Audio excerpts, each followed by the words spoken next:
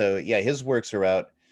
So there's a lot of fathers you can read that way. So those have been coming into translation gradually. I know Roy de Ferrari was a pretty famous translator back in the early 20th century.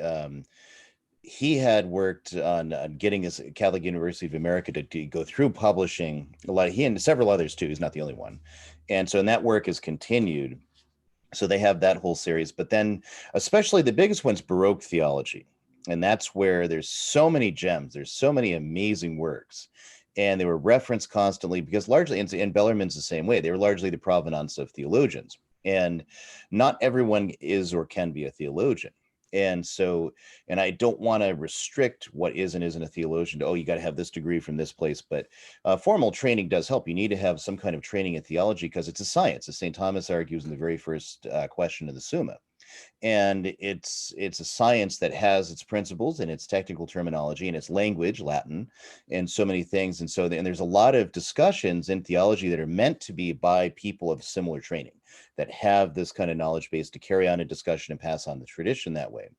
And so a lot of times the work of theologians in these regards will eventually become the decrees of ecumenical councils or formal papal decisions. And that's why too, when you're even writing on those, there's a certain amount of theological training that you really have to get delve into the meaning, because oftentimes the popes are referring back to principles in the theologians that they're drawing from, right? And Bellarmine says that very same thing. Cardinal Franzlin actually says that very same thing in Thesis 16 and Divine Tradition. So all of that's really important. And then there's being a well-read layman, someone who's not necessarily trained very well in theology, but they have an orthodox, upright, faith, and they're reading, various works of catechism and religion, and they have a very good grasp on what the church teaches. So, and where you see problems come in is when people who have that good catechetical instruction and they have a good Catholic instinct in general, but they start trying to wade into problems that really do require more study. It's not because you're not smart enough. It's not because you can't do that. It's because to do it properly, you really do need to come up a little bit in that knowledge and training. And that's why I don't represent myself as a theologian. I've read a good bit of theology, and I read it in Latin, so it's enough to make me aware of the fact that these guys who wrote on these problems are about 50 times smarter than I'll ever be, and they knew a lot more than I'll ever know in my life. So I'm probably the last person that should be out there pontificating on theology, but I do try to clear up issues when I see things that related back to the tradition, largely by quoting theologians themselves, and just kind of inject that out there. So I'll do it less and less because I just don't have the time. But it's an important thing. And so if you've read one book, that doesn't mean you know everything, right? They always say the most dangerous man is the man who's read one book, because now he assumes that he's understood the entire debate or discussion when really he hasn't. So anyway, so back before the council, all these writings were in Latin, and it was generally expected you read them or summations of them. So those were the manuals. Some of them were really good, some of them were not so good, some of them were bad in terms of presentation or just boring or whatever. um, Philosophy taught according secundum mentem sancti tome, that those were philosophical manuals that kind of would give you the principles of St. Thomas, but usually they weren't very effective, a lot of those, and some of them were more so than others, and then at least not as much as reading the Summa itself, and that had been in English for some years in some form or another. But there's so much more out there. It just hasn't been translated. So Bellarmine's one, and I'm hoping I can complete the vast amount of that next year. And so it's getting busier, but same thing St. Alphonsus, and it's going to be one or the other. So next year, in the next 2 years, hopefully that will all be done. And then it'll open up the way to a number of other projects. St. Peter Canisius, who was one of the early Jesuits, he wrote a tremendous amount of work. One of those, my favorite one, is Mariali. It's what's the title for that work? De Incomparabile Vergine. Is on the incomparable version. It's a massive work. It's like 800 pages of Mariology. It's one of the reasons St. Robert Bellarmine really didn't write much Mariology, because Canisius had already covered it. So he didn't really see, apart from a treatise in defense of the Immaculate Conception in the controversies, he doesn't really cover it at all. So it's is a really amazing bit of work from so many of those theologians. And it's important to have at your fingertips. Back in the day, you had it in Latin. You learned Latin. But then in the 20th century, especially in English language, I'm not sure about others, but in America especially, Latin learning and fluency in Latin just started to drop off. And it was a problem that Pius XI lamented. Pope St. John the 23rd, what does he do? He writes a document on the importance of Latin, right? Veterum Sapientia, on the importance of Latin itself, and why Latin needs to be renewed and taught in every institution. It was practically a dead letter as soon as he was gone. Well, I mean, thank God for the work that you do and other people like you. Are there other people out there who Oh, yeah. are these kind of projects like you? And then how do we support that? And so that we can get all these things translated. In terms of supporting us, so Mediatrix Press, we are a for-profit business. I don't have a nonprofit set up, so it's not tax deductible, but we do have donation structures and rewards for that donation structure in lieu of not being able to write it off. So, or maybe you can, I don't know, maybe some smart accountant knows how to write that off somehow, but we're not a 501c3. So it's, so those donations, usually I get those and I put them in a separate account. One, I set some money aside for the reward, so I can get you the books that because like I think, what is it, $1,000, you get the entire set when it's done. So you go on a list and you'll keep getting it as it's published. 2,000 is hardcover. I think we just redefined it a little bit. And then there's lower tier structures where you will get all the ebooks, unless we forget. So then pester us to make sure, because it's not automated. Not yet. We're still working on that.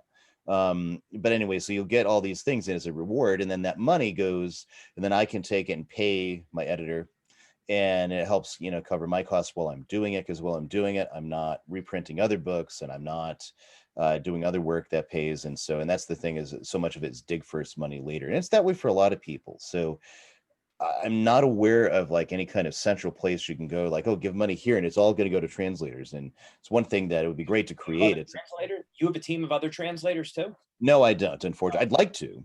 If I had maybe triple my income now, I could actually afford to pay people the going rates, because I've had people write in the past, hey, do you need translators? And then they run responses, well, yes, but I have no way to pay you. So unless you're willing to, and I don't have a bookkeeper, so it makes even paying the royalties difficult, and the taxes. And so it's one of those things where it's like the everything's kind of just too small to make it happen. And but not small enough where I have no money problems, unfortunately. So there's other people doing this kind of work, and some of them do it work for hire. Like I said, Loretto Press is also, like, they're getting Lapide out, so that's one thing also you can support besides our work.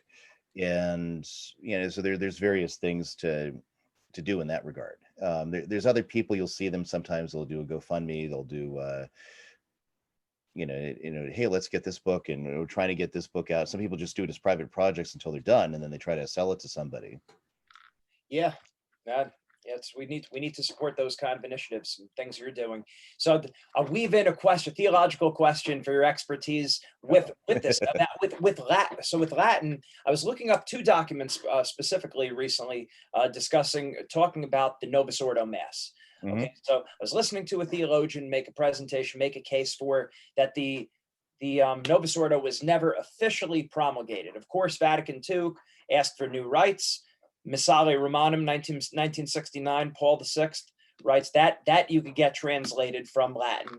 Then I've heard of two new documents, one being a Notificatio Congregationis, 1971. That's all in Latin. I look it up and I'm like, well, I can't translate this.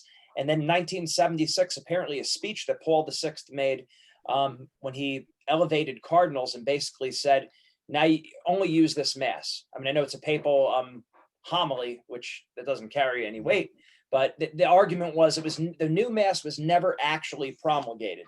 And then the basis of that being from the Council of Trent, saying the rites aren't to be touched. I think the word was quim cumque, by whomsoever, but it's a lot of times translated by every pastor, something like that. And then quo primum, which apparently was codified the mass forever. So what do you know about that? What could you teach me about that? Okay, so with the promulgation, the argument, if I get there, I think that sounds like Father Hess, actually. It is Father Hess. Yeah, there we go. Okay, so now we're going. So the argument that it wasn't properly promulgated because that's against what Trent said and against quo primum of Pius V, St. Pius V, who put this document out saying, yeah, nobody can do right other than this one. he was a very smart man, a very well trained, but the argument just falls because there's no witness to it in pre-Vatican II theology. It's purely novel. It's one thing to argue about the abrogation of the traditional mass versus the Novus Ordo, which was kind of the party line for a long time. Yeah, that's abrogated, that's gone, and now it's just the Novus Ordo. That's the mass. But Pope Benedict clarified that that's not what had happened.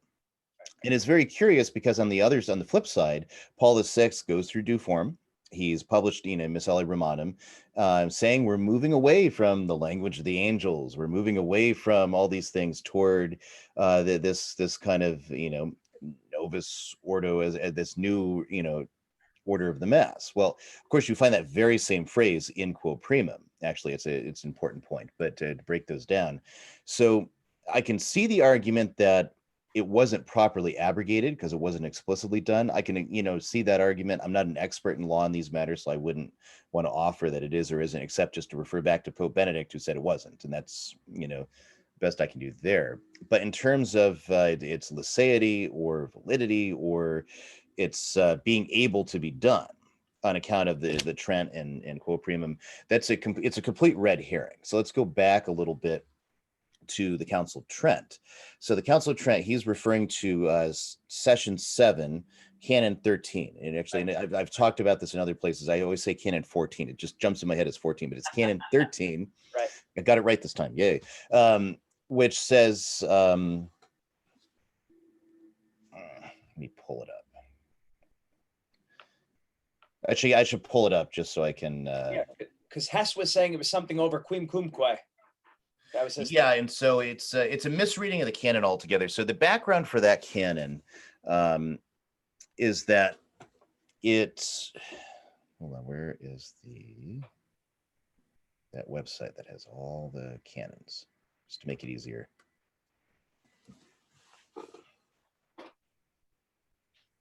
Sorry about the delay here. Oh. So anyway, so the background for that is the Protestants had taught that the council that you could have new rites. And actually this whole language of new rites is actually a really curious thing in Trent. And you go back a little bit into the, let's see, I kind of like to have the Latin here. All right, I see the book I need. Hold on 1 second. All right, here we go.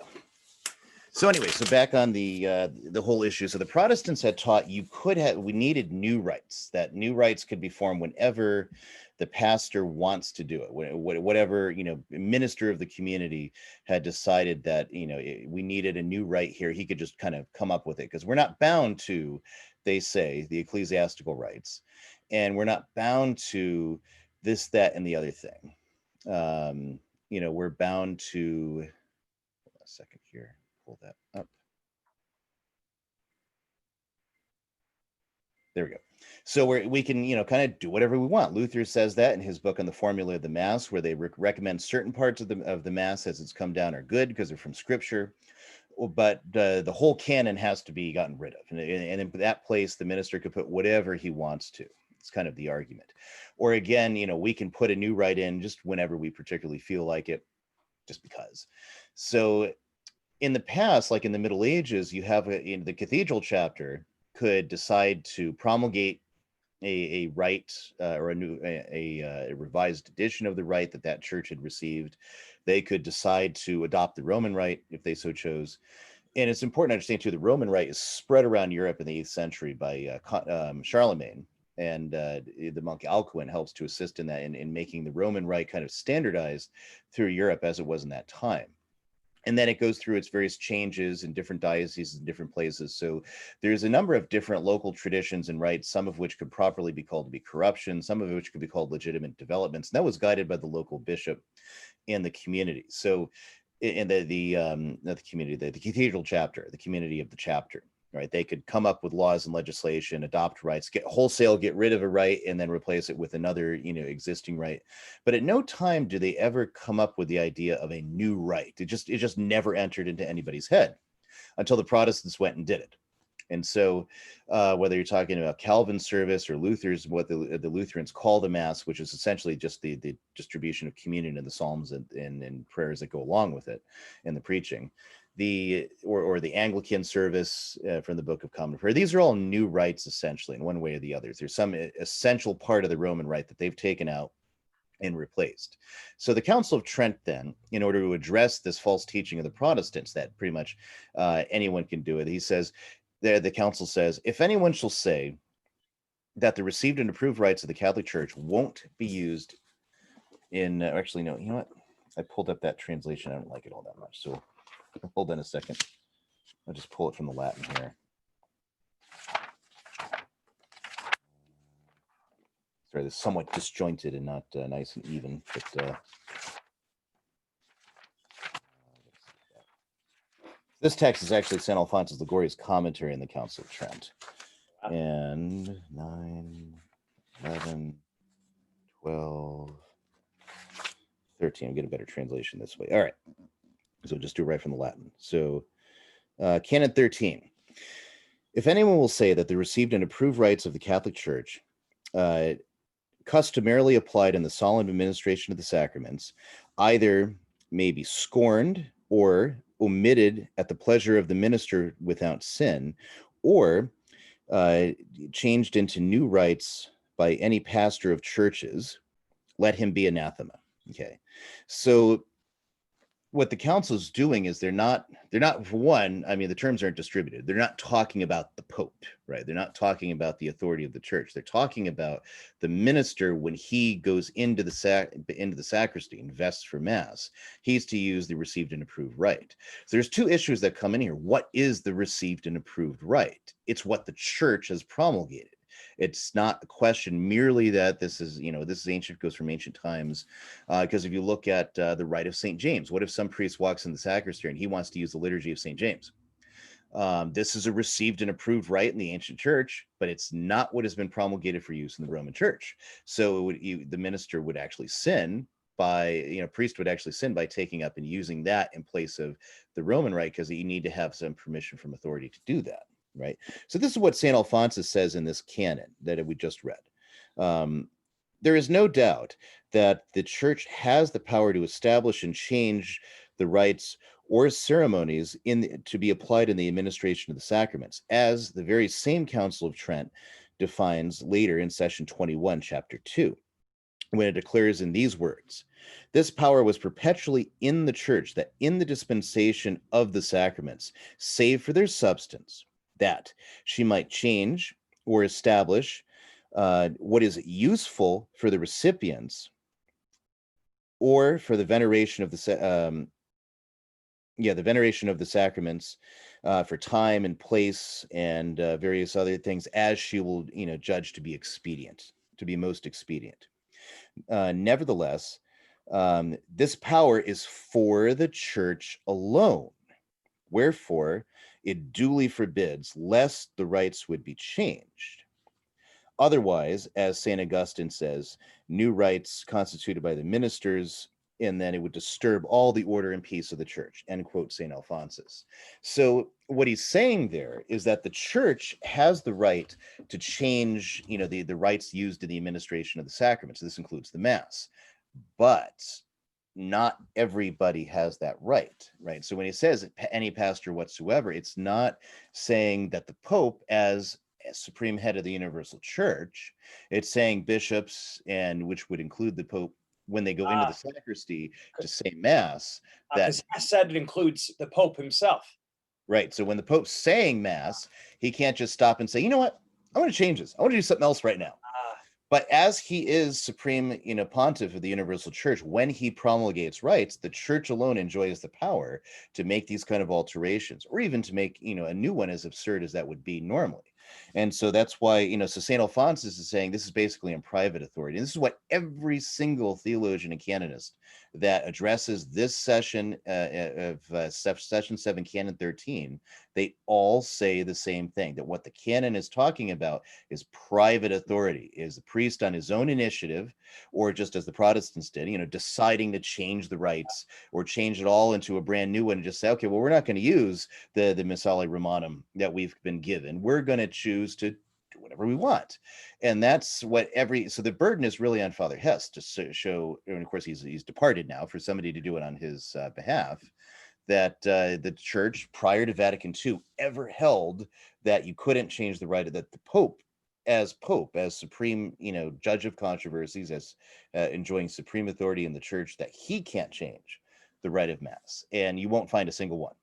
Okay, And so I've researched this rather exhaustively wow. on the side of, okay, so let's prove his argument by showing, finding who so that I went in with the goal to prove it rather than disprove it. So because you can't really prove a negative. So let's see what they say. Let's see if I can find anybody that says the same thing. Nobody says the same thing Father Hess says. It's rather a novel claim that he makes on his own. And it's unfortunate because he's a very learned man and very, very brilliant individual. Again, smarter than I am.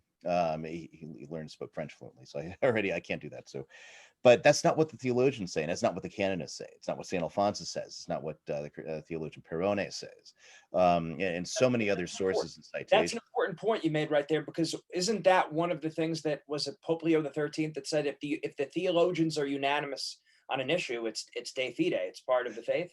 If it was on faith and morals, in this case, it would be on the interpretation of Trent. And so this work from St. Alphonsus, it's a treatise in his Theological Opera Omnia. You get the title just in case stamp of anyone's. approval of Pius IX, as you said before. That Well, that was for the moral theology, but still, he's a doctor of the church, and so it's you can't just set aside their teachings just because it's not working for us now. And that's one of the problems I see. Like the infallibility of canonizations is another one, which you had a true consensus develop that canonizations, insofar as they affirm this person's in heaven, were infallible, and that's pretty much unanimous once you get to the fuller definition of that, and the the notion of what it was, and because there were some theologians that disagreed earlier on, but then they all come more or less to the same conclusion, and you finally develop a real consensus starting in the 17th century and moving forward until the 20th. I think the first one you can really find that doubts that is Romano Guardini, and as a secondary act of infallibility. But now there's a lot of trads that want to deny that canonizations are infallible because people are being put forward that probably is not prudent to put forward, at least not yet, if at all. And so therefore, well, this really isn't working for us, so let's deny that. Well, as you're using the same principle the modernists are using then by denying, teachings of theologians that aren't working for you, even though they're of great authority. So at the very least, just suspend your judgment on it until we get a senior, period of the church to look into it. So, but anyway, so in this case, yeah, it's more that the burden is on the other side to show who in the pre-Vatican II tradition, taught that the church herself, as the church, was forbidden to promulgate, because at some point somebody promulgated a new rite. At some point, these rites were devised because St. Gregory the Great says that in the beginning, the apostles used nothing more than the words of institution and the Our Father. So at some point, somebody created and approved a rite. Therefore, it can't be an infallible doctrine of the church that no one, including the church, can promulgate a new rite because somebody did, namely St. James. And from him, St. Basil, John Chrysostom and Basil's liturgies are closer. But there's new liturgies going on there. The Roman Rite too, at some point, was a new liturgy. So as these things develop, now you can put the principle that, well, once they've developed and been established, you shouldn't change them because these things have been fashioned and worked on by saints. But this goes more to the prudence of the church, like so many other things. The horse is out of the barn. They've done it. It's there. And, so you want to argue all these things all day, but it's not what it is. And so the answer is the same for quo primum of St. Pius V. So I was going to Pope ask. Paul VI has the exact same authority that St. Pius V does, unless you're sedevacantists, then he doesn't. And so he has the authority, the full authority as Pope, to promulgate a liturgy, just as Pius V had the right to promulgate a liturgy, which in Rome itself was merely a revision of what had been there for over 100 years or more, in just one or two changes in its essentials. But then when you go back to Europe at large, there's actually a lot bigger changes to the rites that are taking place locally, because they had various traditions and ways in which the Roman Rite, or even some older form of liturgy, had developed, and now that was being supplanted for the Roman Rite. And again, you see it in Spain, where when Philip II imposed all the decrees of Trent, and imposed the Roman Missal also, which is something that had been going on in Spain, ever since Cardinal Menace, but now he just countrywide, it's going to be the Roman Missal that you're going to use, and not and not whatever your local liturgies are. People protested. Monks were turned out. A local observer compared the monks being, cast in the street and the monasteries closed up. He compared the situation to Henry VIII and the destruction of the monasteries under Philip II for imposing the decrees of Trent. So it's always much more complicated than the kind of your mythical version. The quo primum comes out and then all heresy ended. It was great. That's not exactly the way it worked.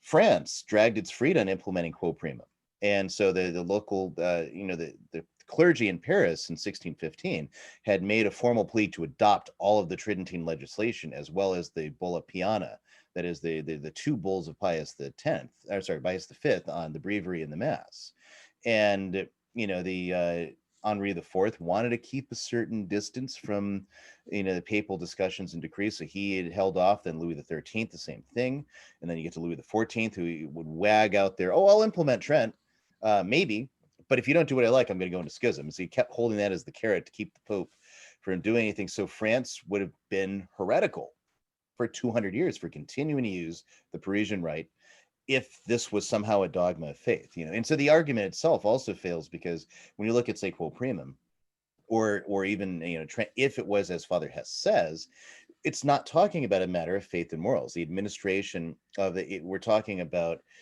a thing which in and of itself is basically legislation. When you get down to it, you'll say it this way and you'll use this. Now, what the content of the liturgy is certainly is matters for the faith, but the fact that the historical fact that the Pope promulgates this missal versus this one is not a matter of faith and morals that can be taught infallibly. It's a completely outside the scope. So I thought that was lex orandi, lex credendi. Right. Or no? So then how is it? How is that then? Well, lex orandi, lex credendi, the law of prayer is a law of belief, and so the what goes into the liturgy, the content of it, this is something that what's there needs to be orthodox, and what's there needs to be faithful, and we get in certain problems with that too. But it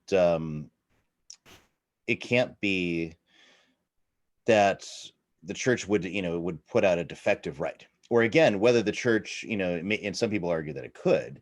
But regardless of that, the church can't, be held to, oh, well, you can never do that again, because this document on liturgical practice in the 16th century, matter. It doesn't matter it's not in the scope. It's not an object of infallibility, to put it. So like Cardinal Franzley distinguishes between the subject of infallibility and the object, and the subject basically being the Pope, and it dwells in him as a subject. It's a charism of his office, but it has to function on an object of infallibility. It's not just there because he says something. It has to actually involve a proposition of faith and morals that he's binding all the faithful to hold as de fide. And that's why in Vatican I is giving a very minimalist interpretation of papal infallibility to counteract people in the earlier part of the 19th century that had a very, maximalist view of papal infallibility. People like the Abbé Limoniz, who later became an apostate priest.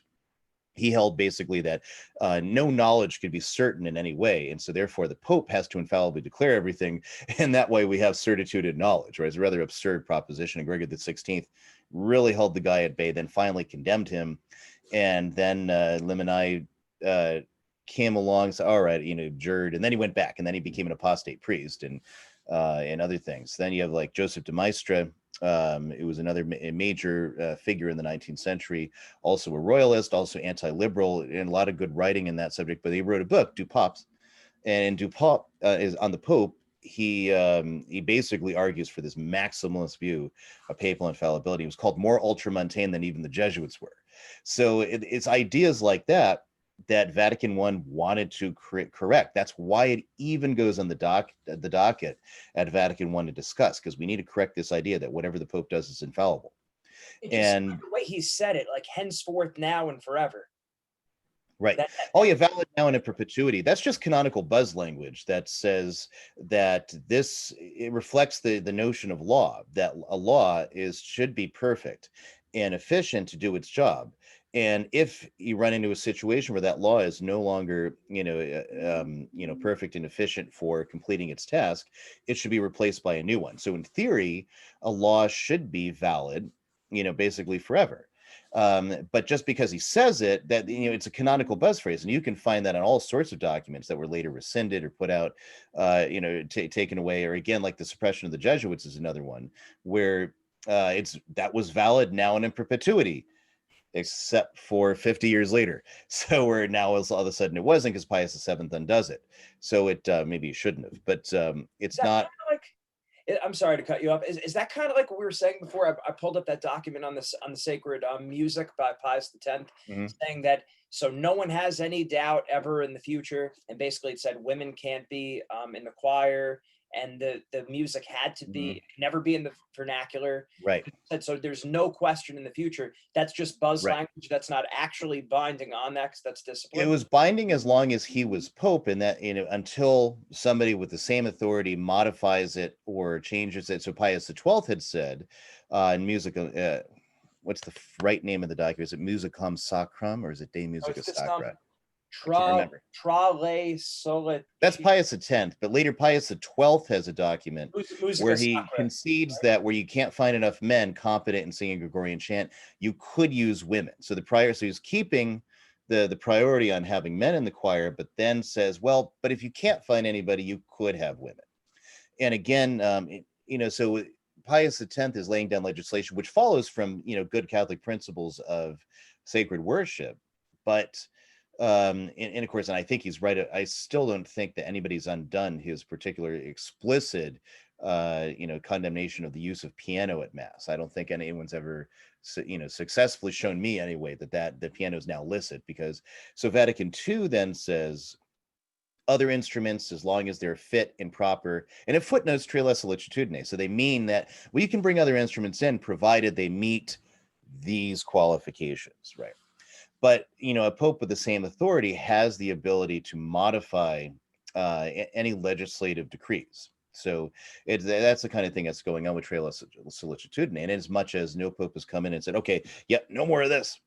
But a choir of laymen, he says, should be hidden, but historically they were quite present. That's why it's called the choir, right up in front of the church. And so and look, he's basically, if they're not actual clerics, they should be hidden. But now even today you find a lot of traditionalist churches where they have set up choirs, they get their scholas up front, and for the acoustics or what have you.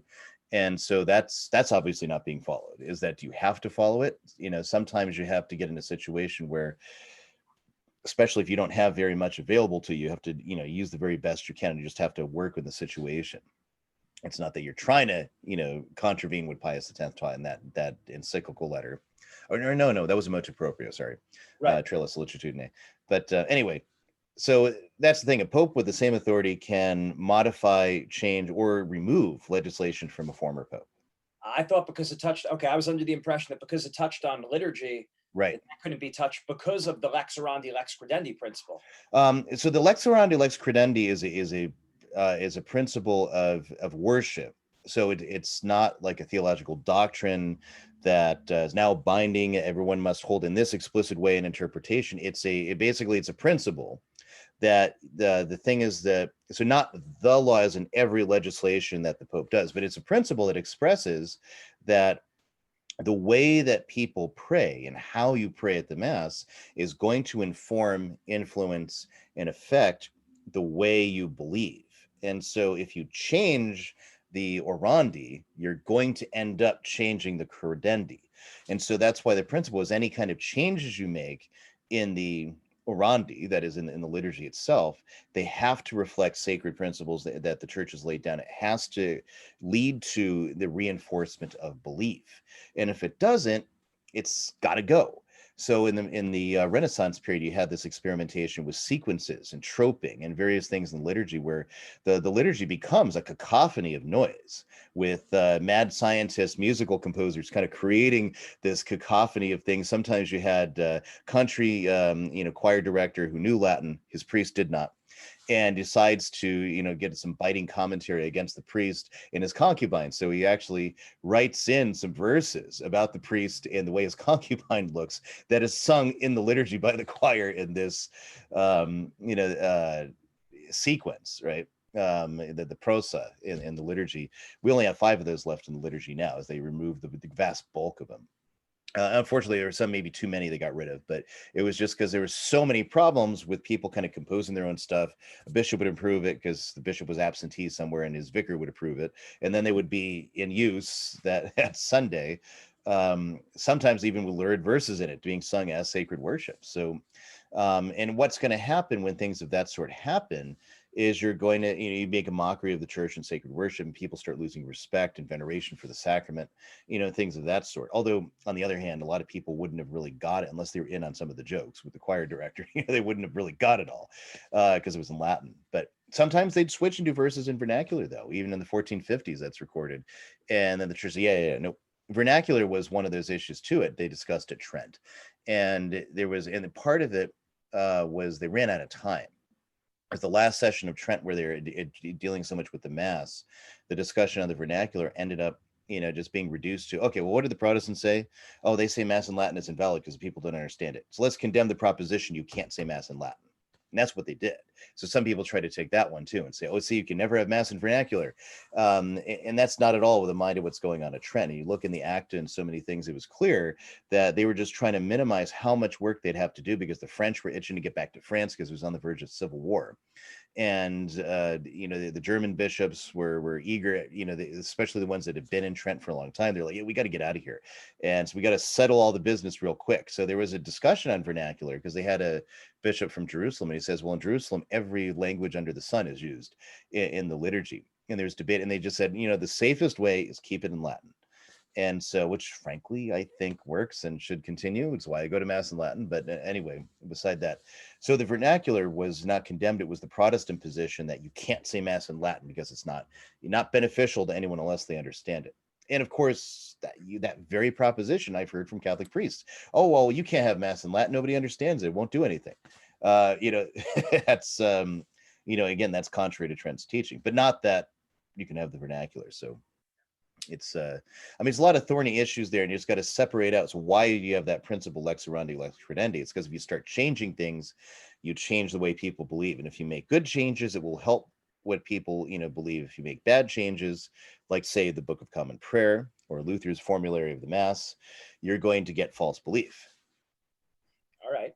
Now, did Nocturne Fide condemn something about that, about simplifying the rites or using the vernacular, or was that just right? So Nocturne Fide, it was, well, there were two things. So Nocturne Fide was written to condemn the heretical Council of Pistoia. Right. I jokingly refer to Pistoia as a Vatican II run through because there's a lot of similar ideas actually in one or in the other. But to kind of avoid that discussion, really ultimately with Pistoia, they're trying to, there's a bigger trend to secularism. You have the guy behind it is Joseph II, who's the Austrian emperor, and he's very much enamored of Febronism. So Febronism denies the authority of the Pope and the centrality of Rome in terms of governing and pastoring the universal church, and says that he has to have the consent of the churches first. It's like a sort of Gallicanism. And they also argue that the state is the best guarantor of Catholic seminaries and universities. So under Febronist doctrines, which also come in line with French revolutionary teaching as well, under those doctrines, they try to get away from the idea that basically of the papacy as the judge of controversies. And so they're trying to get things local. Now, one of the things that Joseph II reforms had done, like in the parts where he had authority in the empire, where what was left of it anyway, in parts of Germany and whatnot, is that people would basically, the priest would say mass in Latin, and while he was saying mass in Latin, the people would be doing it in vernacular, and or with vernacular hymns and things of this sort. So that was kind of, Joseph II was really pushing for the vernacular. And so you have you have some cardinals that are present there, and others that basically have this synod in Pistoia where they declare we have to have, the mass has to be in Italian, and the breviary should be said in Italian. So they actually produce a translation into Italian and breviaries and such. And Pius VI is waiting. He's kind of holding off because he doesn't want to tick off the Austrian emperor too much, but he wants to see exactly where it's going to go. So he's basically sitting there holding his finger in the air, just waiting to see what direction the wind's going to go. And it was the faithful themselves that rose up and burned down the factories that had the houses that were housing all these vernacular Bibles, not Bibles, sorry, missals and breviaries. The faithful themselves burned it down and rejected the novel, things coming out of Pistoia, and that moved. So Pius VI caught the change in the wind, and they wrote Auctorum Fidei to condemn that. So, but again, it was condemning, a local church trying to, basically on private authority, not approved by the church herself, institute all these things. So. Okay. Now, the last two questions, Every. So the what you said right there before about the commentary on the Council of Trent, who was that? Was that Bellarmine or Alphonsus? That was St. Alphonsus Liguori. St. Alphonsus. And do you have that quote somewhere in English? I can put it in English. I've put it probably 100 times on Fedbook or on Twitter or something like that. So, but I can send it to you. I can translate it out and send it to you. Yeah, that'd be great. That'd be great. I appreciate that. And then, sure. and then the last thing I would be thinking about, again, how Father Ripperger said in that book, we touched on this before, about the theologians. And when the theologians are in consensus, not just all theologians throughout history, but from a period of roughly, what do you say, about 1100 to 1750? Right, and that's what Cardinal Franzlin says. Okay. In thesis 16 of On Divine Tradition. And so the reason for that is that from the foundation of the universities, they were under their bishops. And so who was a theologian was actually, it was determined by church authority. And by conferring a doctorate, you now had a right, or even before you get a license to teach or write in certain areas of theology, but you would get your doctorate would confer upon you a right, and it was approved by the local bishop. So that's where so the universities were held together by the glue and the bond of unity with the Apostolic See. And you would have various theologians that might teach this way and teach this way, but the idea is, it's just like with the unanimity of the fathers that Trent teaches. Right.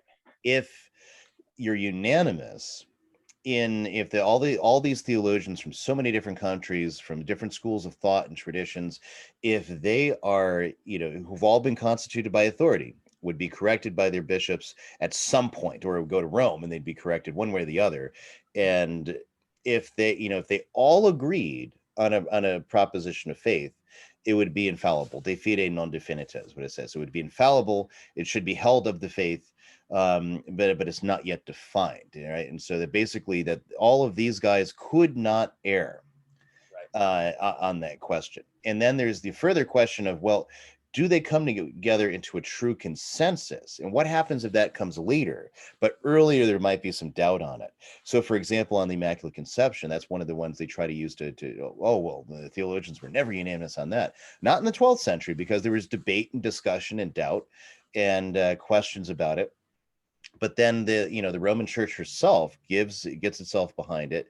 Pope Sixtus IV actually makes the Feast of the Immaculate Conception part of the Roman liturgy, and it's celebrated by the Roman court henceforth on December 8th, continually.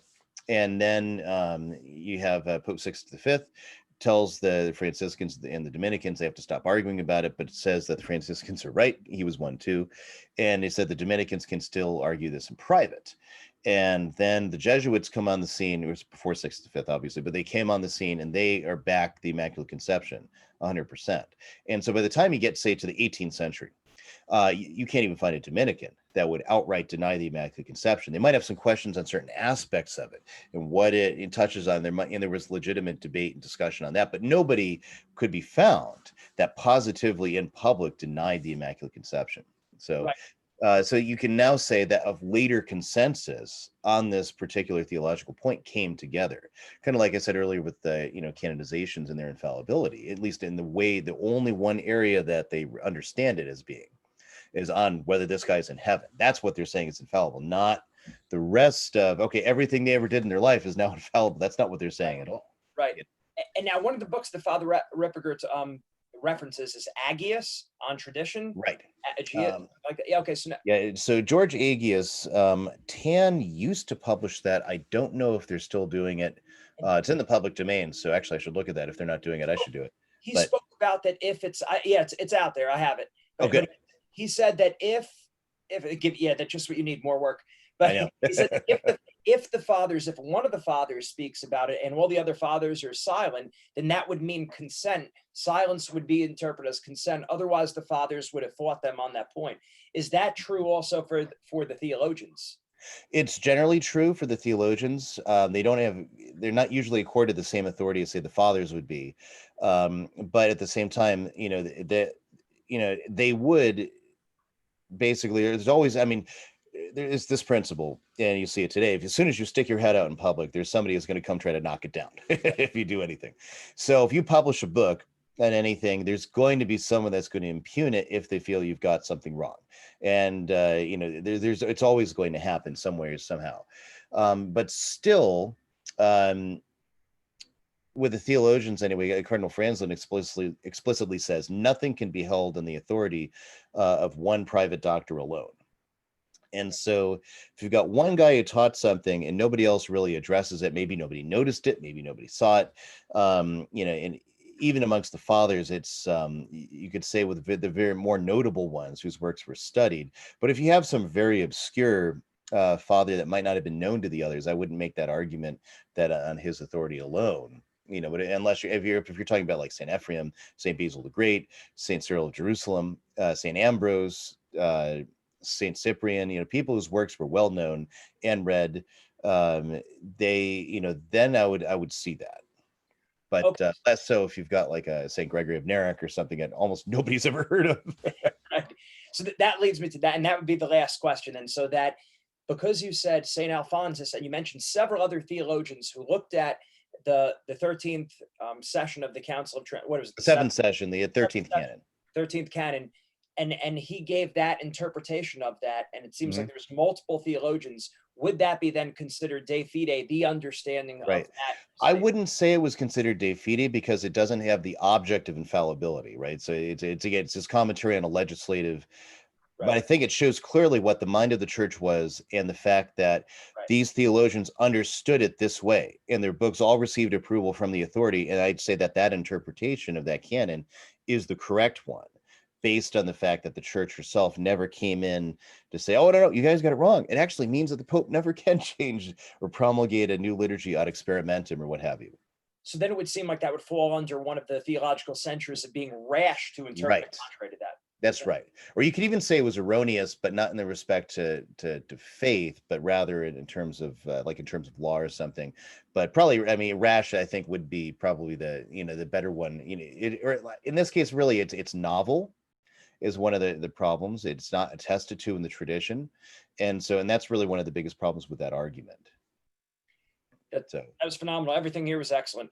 Ryan, where can we send people to find more of your information? I'd love to do this again. Like I have so many topics that I could have went through, but this was phenomenal. Right. Well, thank you. I appreciate it. Whatever little store of knowledge I've gotten, I'm happy to share and spread around. But www.mediatrixpress.com. And that's the website. So that's where we have not just my translations of St. Robert Bellarmine, things like this, but also books I've reprinted, classics. Sometimes they're available in like a facsimile format. So we just reprint it all together, new typesetting, new face, pictures when we can. And so we have, a wonderful life of St. Francis. I'm just looking over lives of a whole number of saints. We have the only biography of St. John Fisher that's in print. We have an excellent biography of St. Thomas More. We have a wonderful history of St. Norbert. One of the best and most complete, actually, was done like 1911 or 12. But what's out there is one of the very best ones. If you love Norbertine, St. Norbert, right? Another great guy. So, and I could go on, different saints. We have a lot of things on Franciscan saints, the religious orders who really want to get a lot of books on saints from so many different religious orders, and or books on them, on those religious orders, just to try to recover that tradition and put it out there where it's easy to access, and to, to really, learn about the faith, see God's the work of the Holy Spirit in action over so many centuries. Awesome. Awesome. Ryan, your machine. Thank you for everything. I'd love to have you on again. Sure, absolutely. All right. God bless you and your family. Thank you.